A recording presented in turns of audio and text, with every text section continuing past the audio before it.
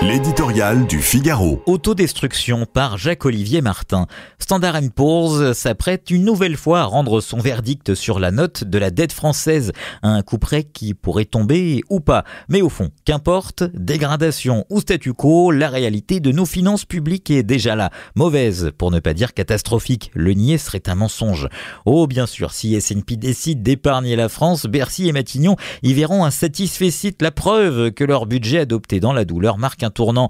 Mais il ne faut pas s'y tromper. Ce ne serait qu'un sursis, une trêve fragile qui ne réglerait en rien le fond du problème, car rien n'a changé. Plus de 150 milliards d'euros de déficit attendu cette année. Une dette publique dépassant les 3300 milliards. Autant dire un pays qui vit à crédit, sans boussole et sans volonté réelle de réduire les dépenses. Un budget qui prétend stopper les dérives, mais comme l'écrit la Cour des comptes, qui ne contient pas de mesures indispensables pour amorcer le redressement urgent des finances publiques. Le problème n'est plus la note, mais la trajectoire. Une spirale d'immobilisme où chaque effort est différé, chaque ajustement sacrifié. On ne réforme pas, on recule, on ne tranche pas, on temporise, on n'économise pas, on taxe. Nos dirigeants espèrent in petto que la croissance fera le travail à leur place. Qu'en est-il ? Tout le contraire. La création de richesse s'essouffle, minée par l'attentisme et l'overdose de prélèvements. Or, pendant ce temps, le monde avance. L'Allemagne n'est certes pas au mieux de sa forme, mais grâce à son sérieux budgétaire, elle dispose de réserves financières, précieux carburant pour se relancer.